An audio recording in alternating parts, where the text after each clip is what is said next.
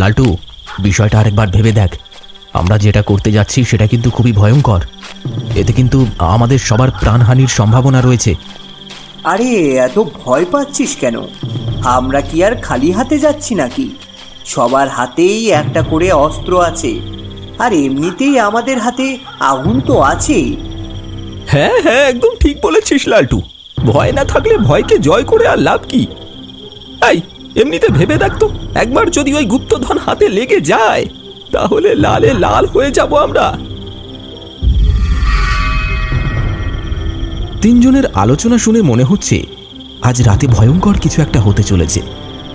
আকাশে কালো মেঘের আনাগোনা তারই সংকেত দিয়ে চলেছে। রাতের অন্ধকারে জঙ্গলের ভেতরে বনবাদর মারিয়ে এগিয়ে চলেছে নীল, লালটু আর মন্টু।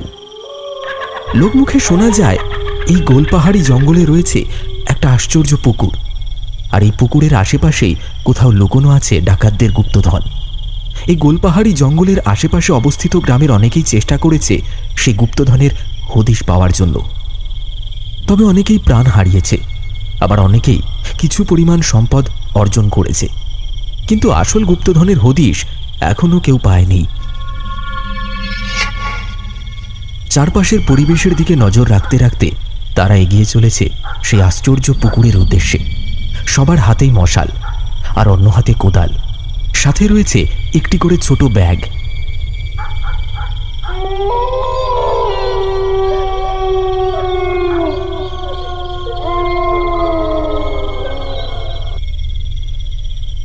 কিরে, চলে তো এলাম, কিন্তু এবার কোথা থেকে শুরু করবি খোঁজা? নীলের কথা শুনে লালটু আর মন্টু চারপাশের পরিবেশটা একবার ভালো করে চোখ বুলিয়ে নেয়, যেন কোনো সংকেত খোঁজার চেষ্টা করছে। তারা শুনেছিল কোনো এক বড় পাথরের পেছনে রয়েছে সেই গুপ্তধনের কাছে পৌঁছানোর রাস্তা। মন্টু বলল, ওই দেখ, ওইখানে একটা বড় পাথরের ঢিবি পড়ে আছে, চল চল ওইখান থেকে শুরু করি খোঁজা। তারা দেখতে পেল পুকুরের অপর প্রান্তে একটা মস্ত বড় গাছের পিছনে একটা বড় পাথরের ঢিবি পড়ে আছে। তারা সবাই এগিয়ে গেল সেই ঢিবিটাকে লক্ষ্য করে। ওই শোন সবাই, এই পাথরের গা ঘেঁষে মাটি খোলা শুরু কর। সবাই একসাথে মাটি খোঁড়া শুরু করলো। গুপ্তধনের নেশায় তারা খেয়াল করল না তাদের অজান্তেই কিছু জ্বলন্ত চোখ নজর রেখে চলেছে তাদের দিকে। অন্ধকারের বুক চিরে সেই জল জল চোখগুলো যেন সুযোগ খুঁজছে তাদের উপর ঝাঁপিয়ে পড়ার। কালো মেঘের দলে এসে জমা হচ্ছে তাদের মাথার উপর। ঝিরঝির করে বৃষ্টি পড়া শুরু হয়েছে, আর মশালের আগুনগুলো যেন আস্তে আস্তে ক্লান্ত শরীরে আত্মপ্রকাশ করছে। আর ঠিক তখনই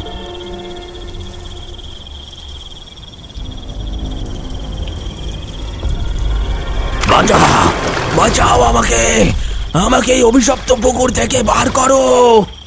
আওয়াজটা কানে ভেসে আসতেই তারা তিনজন একসাথে পুকুরের দিকে তাকালো। দেখলো একজন মানুষ সেই পুকুরের জলে সাঁতার কাটছে আর চিৎকার করে তাদের কাছে সাহায্য চাইছে। বাঁচাও বাঁচাও আমাকে, আমাকে এখান থেকে বেরোতে সাহায্য করো, আমি তোমাদের গুপ্তধনের রাস্তা দেখিয়ে দেব, আমাকে বাঁচাও। এ কি রে, এই লোকটা আবার কে? আর এই মালটা এখানে কি করে এলো? নিশ্চয়ই ব্যাটা আমাদের পিছু করেছিল। এই চুপ কর তোরা, ওদিকে ভালো করে তাকিয়ে দেখ, ও কোনো সাধারণ মানুষ নয়। সবাই সাবধানে থাক। সবাই সেই লোকটির দিকে তাকিয়ে দেখল রোগা জীর্ণকায় শরীরের একটা মানুষ। চুলগুলো এলোমেলো, গায়ের রং ফ্যাকাশে হয়ে গেছে, চোখ দুটো অন্ধকারে জ্বলছে। নীলের হৃদস্পন্দন বেড়ে গেল। ভয়ে সে এক পা পিছিয়ে এলো। মনে হলো যেন সে সরাসরি তার দিকেই তাকিয়ে আছে। ভয়ের তীব্রতায় তার শরীরে অসাড়তা নেমে এলো, ঠোঁট শুকিয়ে গেল, কণ্ঠস্বর ভেঙে গেল। কে তুমি? তার ঠোঁটের কোণে একটা বিদ্রুপের হাসি ফুটে উঠল। আমায় দেখে ভয় লাগছে তাই না? ভয় পেও না, আমি তোমাদের ক্ষতি করব না। আমি তোমাদের মতোই এক সাধারণ মানুষ। গুপ্তধনের সন্ধানে আমি এসেছিলাম, আর আমি জানি গুপ্তধন কোথায় আছে। গুপ্তধনের কাছে আমি সাপের কামড়ে মারা গেছি। আমার আত্মা এই পুকুরে বন্দী। আমায় মুক্ত করো, মুক্ত করো আমায়। কিন্তু কিভাবে আমরা তোমাকে মুক্ত করব? ঠিক তখনই পুকুরের জলে আলোর ঝলকানি দেখতে পাওয়া গেল। ধীরে ধীরে জল থেকে উঠে এলো এক যুবতীর রূপ। যুবতীটি অত্যন্ত সুন্দরী ছিল, কিন্তু তার চোখে ছিল অসীম দুঃখ। তোমরা ওর কথা একদম বিশ্বাস করবে না। ও তোমাদের সব মিথ্যে কথা বলেছে। ও একজন ডাকাত, অনেক নিরীহ মানুষকে খুন করেছে, তাদের ধন সম্পদ, আর সেই পাপের ফলস্বরূপ এক তান্ত্রিক ওকে এই পুকুরে বন্দি করে রেখেছে। তোমরা আমার কথা শোনো, আমি তোমাদের রাস্তা বলে দেব। তার আগে তোমাদের আমার একটা কাজ করতে হবে। সেই যুবতীর কথা শুনে সেই লোকটি রাগে ফেটে পড়ে। রক্ত রাঙা চোখে সেই মেয়েটির দিকে তাকিয়ে সেই লোকটি বলে ওঠে, এই মেয়ে, তোকে অত কি ফোরন কাটতে বলেছে? আমি সব মিথ্যে কথা বলছি, তাই না? আর তুই কি করেছিস? তুই কেন এখানে বন্দি আছিস? বল, টাকার জন্য কত লোকের কাছে দেহ বিক্রি করেছিস, আর শেষমেশে নিজের স্বামী তোকে বেশ খাইয়ে মেরেছে। এই, তুই একদম ফালতু কথা বলবি না, না হলে সেই দুই বন্দি আত্মা নিজেদের মধ্যে ঝগড়া শুরু করে দেয়। হ্যাঁ, দেখে নিস, আমিও তোকে দেখাবো। চুপ করে থাক নীল, তুই। লালটু আর মন্টু অবাক দৃষ্টিতে তাকিয়ে রইল তাদের দিকে। কি করবে, কার কথা শুনবে, কিছুই বুঝে উঠতে পারছে না। কে সত্যি কথা বলছে আর কে মিথ্যে কথা বলছে, কিছুই বোঝা যাচ্ছে না। কিরে ভাই, কি করবো এবার? কার কথা শুনবো? দেখ ভাই নীল, এরা সবাই নিজেদের পাপকর্মের জন্য এইখানে বন্দি, তাই এদের মুক্ত করাটা আমার মনে হয় না ঠিক হবে। আরে হ্যাঁ ভাই নীল, লালটু ঠিক কথা বলেছে। এসব দুষ্টু আত্মাদের মুক্ত করাটা আমাদের মনে হয় ঠিক হবে না। এতে আমরাই বিপদে পড়ে যাব। কি এত ভাবছো? আমার কথা শোনো, আমি কথা দিচ্ছি তোমাদের গুপ্তধনের কাছে নিয়ে যাব। দেখ, আমার মনে হয় এটাই আমাদের শেষ সুযোগ। এই সুযোগ হাতছাড়া করলে আমরা জীবনেও গুপ্তধন পাবো না। না না, তোরা যাই বল, এই সুযোগ আমি হাতছাড়া করতে পারবো না। গুপ্তধনের লোভে নীল আনন্দে আত্মহারা হয়ে উঠেছে। কি উচিত কি অনুচিত সেই সব চিন্তাভাবনা করার স্বাভাবিক জ্ঞান সে হারিয়ে ফেলেছে। লালটু আর মন্টুর কোনো কথা না শুনে সে ওই সুন্দরী যুবতীকে বলল, হ্যাঁ, আমরা রাজি। বলো তোমার কি কাজ করতে হবে, কিন্তু তুমি তোমার কথার খিলাপ করতে পারবে না। না না, আমি আমার কথা রাখবো। শুধু তোমরা তিনজন আমার হারানো শক্তি ফিরে পেতে সাহায্য করো। হ্যাঁ, আমরা সাহায্য করব। বলো কিভাবে তুমি তোমার শক্তি ফিরে পাবে? তোমরা তিনজন তোমাদের শরীরের এক ফোঁটা করে রক্ত আমার উদ্দেশ্যে উৎসর্গ করো, তাহলেই আমি আমার শক্তি ফিরে পাবো। শুধু বলবে, কমলা, আমি আমার শরীরের রক্ত তোমাকে উৎসর্গ করলাম। মেয়েটির মুখে এইরূপ অদ্ভুত শর্ত শুনে নীল, লালটু আর মন্টু অবাক হয়ে যায়। আকাশে চাঁদের আলো ঝলমল করছে। জঙ্গলের কোলে ঘুমিয়ে আছে নিস্তব্ধ রাত। তার সাথে শোনা যাচ্ছে ঝিঁঝি পোকার ডাক, আর মাঝে মাঝে কুকুর শিয়ালের কান্না। এছাড়া আর কোনো শব্দ নেই। না না নীল, এই কাজ করা আমাদের একেবারে ঠিক হবে না। ও একটা অদ্ভুত আত্মা, ওর উদ্দেশ্যে রক্ত উৎসর্গ করা আমাদের বোকামি হবে। মুক্ত হবার পর ওই আত্মা যদি আমাদের উপর আক্রমণ করে, সবাই এখান থেকে চল। গুপ্তধনের লোভে নীল বুঝে উঠতে পারছে না সে কি করবে। একবার সেই আত্মার দিকে আর একবার লালটু আর মন্টুর দিকে তাকাতে লাগলো সে। দাঁড়া দাঁড়া তোরা, আমার মনে হয় তেমন কিছুই হবে না। এই সুযোগ হাতছাড়া করলে আমরা জীবনেও গুপ্তধন পাবো না। আরে কেন জিদ করছিস নীল? এতে আমাদের জীবন নিয়ে টানাটানি হবে। যেতে হলে তোরা যা, আমি নিজের রক্ত দিয়ে ওই মেয়েকে মুক্ত করব, আর তারপর সব গুপ্তধন আমার হবে। মেয়েটির মুখে ফুটে ওঠে একটা বাঁকা হাসি। সে যা চেয়েছে তাই হতে যাচ্ছে, শুধু আর কিছুক্ষণের অপেক্ষা মাত্র। নীল সব গুপ্তধন পেয়ে যাবে এই বিষয়টাকেও মেনে নিতে পারছিল না লালটু আর মন্টু। মন্টু বলল, ঠিক আছে, আমরাও তোর সাথে আছি। কমলা, আমি আবার রক্ত তোমাকে উৎসর্গ করলাম। নীল, লালটু আর মন্টু নিজেদের হাত কেটে সেই পুকুরের জলে কমলার উদ্দেশ্যে রক্ত উৎসর্গ করে। সাথে সাথে পুকুরের জলের রং লাল হয়ে ওঠে। হাসতে হাসতে বেরিয়ে আসে কমলার আত্মা। মুক্তি, মুক্তি পেলাম আমি। তুমি যেমনটা বলেছিলে আমরা করেছি। এবার আমাদের গুপ্তধনের কাছে নিয়ে চলো। অবশ্যই অবশ্যই নিয়ে যাব, আর তারপর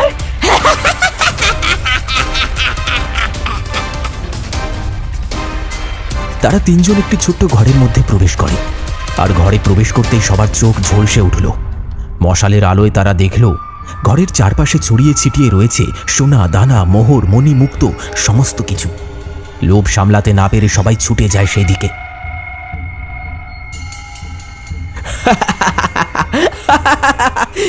এসব গুপ্তধন আজ থেকে আমাদের। আমরা বড় লোক হয়ে যাব। মন্টু, লালটু, সবাই ব্যাগ ভর্তি করে নে, সবাই ব্যাগ ভর্তি করে নে। আমি আমার কথা রেখেছি, এবার আমি নিশ্চিন্তে তোদের খেতে পারবো। আমার খিদে পেয়েছে, 20 বছর ধরে আমি না খেয়ে এই পুকুরে বন্দি হয়ে রয়েছি। মানে তুমি কি বলছো? আমরা তোমাকে সাহায্য করেছি, তোমার বন্দি জীবন থেকে মুক্তি পেতে সাহায্য করেছি তোমায়। আমাদের সাথে এইভাবে বিশ্বাসঘাতকতা করতে পারো না। তোরা আমার কথা রেখেছিস, আমি তোদের গুপ্তধন দিয়েছি, এবার আমার খিদে পেয়েছে। কথা শেষ করে আস্তে আস্তে কমলা তার নিজের আসল রূপে ফিরে আসে। কমলার বিভৎস রূপ দেখে সবাই ভয় পেয়ে যায়। আমি বারবার বলেছিলাম তোদের, এইসব দুষ্টু আত্মাদের কখনোই স্বভাব পাল্টায় না।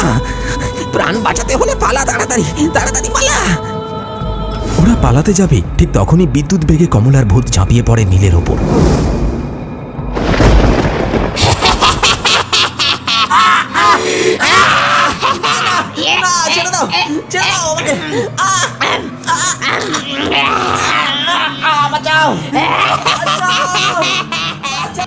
তার ধারালো নখের শাড়ি ফালা ফালা করে দেয় বুকের পাঁজর। প্রচন্ড যন্ত্রণায় চিৎকার করতে থাকে নীল, আর কমলা হাসতে হাসতে তার বুকের মাংস ছিঁড়ে খেতে লাগে। নীলের বুক চিরে বার করে নিয়ে এলো তার বুকের কলিজাটা, তারপর পরম তৃপ্তিতে চেটে পুটে খেতে লাগলো। শুধু পড়ে থাকলো নীলের অর্ধেক খাওয়া কঙ্কালটা।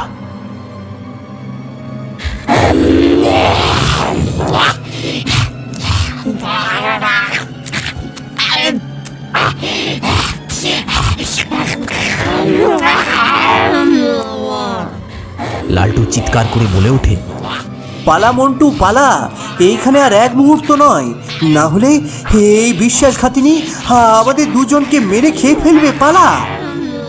কথা শেষ করে তারা দুজন সেখান থেকে ছুটে পালালো।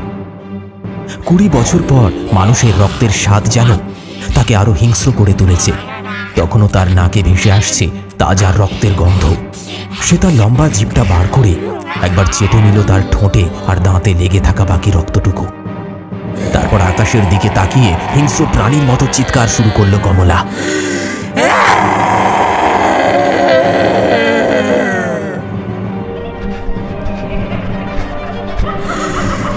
তারপর 4 পায়ে দৌড়ে গেল তাদের পেছনে। লালটু আর মন্টু শরীরের সবটুকু শক্তি দিয়ে ছুটে পালাতে লাগলো, আর কমলা তাদের ধাওয়া করতে করতে 4 পায়ে দৌড়ে আসতে থাকলো পেছনে।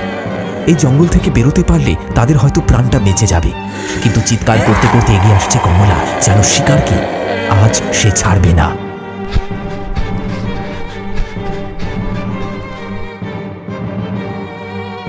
এ কি রে মন্টু, আমরা তো ছুটতে ছুটতে সেই পুকুরের কাছে এসে গেছি।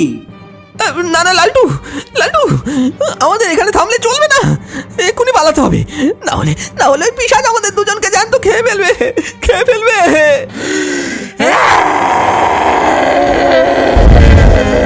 তারা দুজন পালাতে যাবে, ঠিক তখনই তারা দেখতে পেল তাদের পেছনে এসে দাঁড়িয়েছে সেই পিশাচ। তারা দুজন বুঝতে পারল মৃত্যু তাদের থেকে কিছুটা দূরে দাঁড়িয়ে আছে। তারা বুঝতে পারল না এবার তারা কি করবে। সেই পিশাচ হিংস্র চোখে তাদের দিকে তাকিয়ে রয়েছে, শুধু সুযোগ খুঁজছে ঝাঁপিয়ে পড়ার। সময় কম, কিছু একটা করে এই পিশাচকে আটকাতে হবে। পাশে পড়ে থাকা মস্ত বড় একটা পাথর হাতে তুলে নিল মন্টু।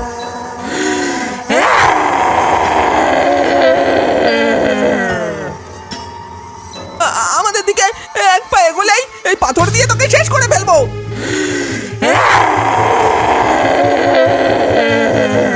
পাথরটা ছুটতে যাবে, ঠিক তখনই পিশাচ ঝাঁপিয়ে পড়লো মন্টুর ওপর। সেই পিশাচ মন্টুকে নিয়ে ঝাঁপিয়ে পড়লো ওই অভিশপ্ত পুকুরে। তার ধারালো নখ দিয়ে ফালা ফালা করে দিল তার বুকের পাঁজরটা। ফিনকি দিয়ে রক্ত ছিটকে পড়লো লালটুর সারা শরীরে, আর জ্যান্ত চিড়ে খেতে শুরু করলো মন্টুর শরীরটাকে। মৃত্যু যন্ত্রণায় চিৎকার করতে লাগলো সে, কিন্তু কোনো উপায় নেই।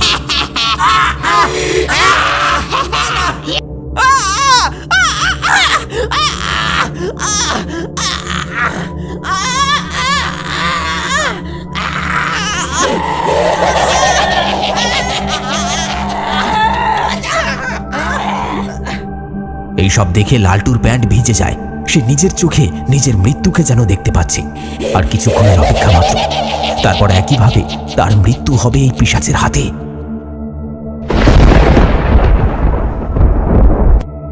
সেই পিশাচ যখন মন্টুর শরীরটা ছিঁড়ে খেতে ব্যস্ত, তখন চুপিসারে এক হাতে মশাল আর এক হাতে কোদালটা তুলে নিয়ে লালটু সজোরে ছুঁড়ে মারল সেই পিশাচের মাথা লক্ষ্য করে।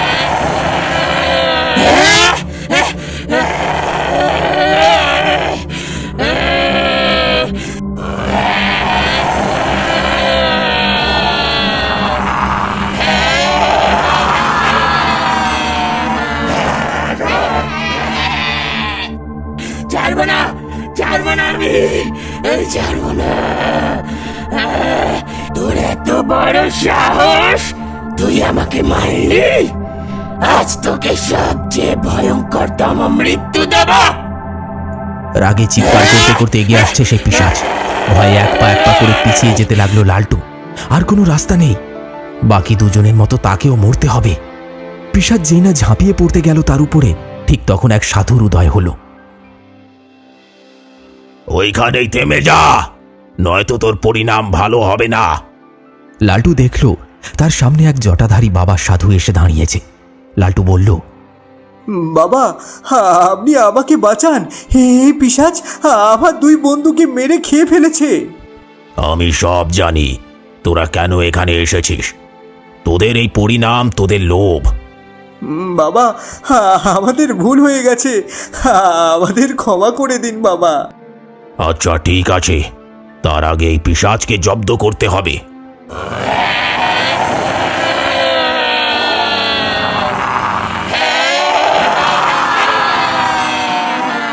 লালটুকে না মারতে পারার রাগে ফোঁস ফোঁস করছে সেই পিশাচ। তুই এখন চলে যা সাধু, ও আমার শিকার। তোর জন্য 20 বছর আমি এই পুকুরে বন্দী হয়ে নরক যন্ত্রণা ভোগ করেছি। এখন আমি মুক্ত, তুই আমাকে আর বন্দী করতে পারবি না। আমি কি পারি আর না পারি সেটা তুই ভালো করে জানিস। এতদিন পর তোর স্বভাব চরিত্র পাল্টায়নি। এতক্ষণ দাঁড়িয়ে দাঁড়িয়ে লালটু তাদের কথাবার্তা শুনছিল। সে বুঝতে পারল আজ থেকে 20 বছর আগে এই সাধু ওই পিশাচকে এই পুকুরে বন্দি করে রেখেছিল। আর আজ তাদের ভুলে সেই পিশাচ মুক্তি পেয়েছে, আর তার পরিণামস্বরূপ নীল আর মন্টুকে অকালে প্রাণদান করতে হয়েছে।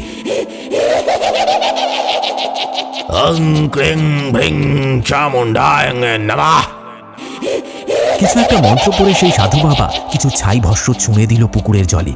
আর ঠিক তখনই চিৎকার করতে করতে বেরিয়ে আসতে লাগলো ওই পুকুরে বন্দি থাকা বাকি সব আত্মারা।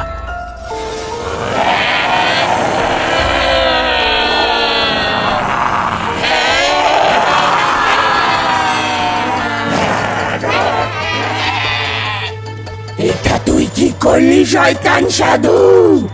আমি তোকে ছাড়বো না, আর ওই লালটুকেও ছাড়বো না। তোদের দুজনকেই মেরে ফেলবো। যেই না সেই পিশাচ লালটুর উপর আক্রমণ করতে যাবে, ঠিক তখনই পুকুর থেকে বেরিয়ে আসা বাকি সব পিশাচ ঝাঁপিয়ে পড়ে কমলার আত্মার উপরে, আর তাকে টেনে নিয়ে যেতে লাগলো পুকুরের জলে। আমাকে এইভাবে বন্দি করতে পারবি না, আমি আবার আসবো, আর তখন শেষ করবো তোকেই আগে। দেখতে দেখতে সেই পিশাচের দল কমলাকে টানতে টানতে নিয়ে চলে গেল পুকুরের জলে। এই রক্ষা কবচটা রাখো, বিপদ এখনো কাটেনি তোমার। ও আবার আসবে তোমার কাছে, কিন্তু এই রক্ষা কবচ তোমাকে রক্ষা করবে। কিন্তু বাবা, আমাদের সাথে এটা কেন হলো? আমরা কি ভুল করেছিলাম? ওই পিশাচ কথার জালে তোমাদের ফাঁসিয়েছে, মনে পড়েছিল? ও তোমাদের নিজের কাছে উৎসর্গ করিয়ে নিয়েছিল, তাই এভাবে মারতে হলো। গুপ্তধনের নেশা ভুলে যাও, ওই সম্পদ অভিশপ্ত। এই নাও তোমার ব্যাগ, এটা নিয়ে বাড়ি ফিরে যাও। এইদিকে ভুলেও এসো না, আর আসলেই বিপদ। কথা শেষ হতেই লালটু বাড়ির দিকে রওনা দেয়, তার হাতে মশাল আর অন্য হাতে কোদাল। হঠাৎ কি মনে হতে সে ব্যাগটা খুলে দেখল ব্যাগের মধ্যে কিছু সোনার মোহর চকচক করছে। সেই সাধু বাবা যাবার আগে লালটুকে বড়লোক করে দিয়ে গেল।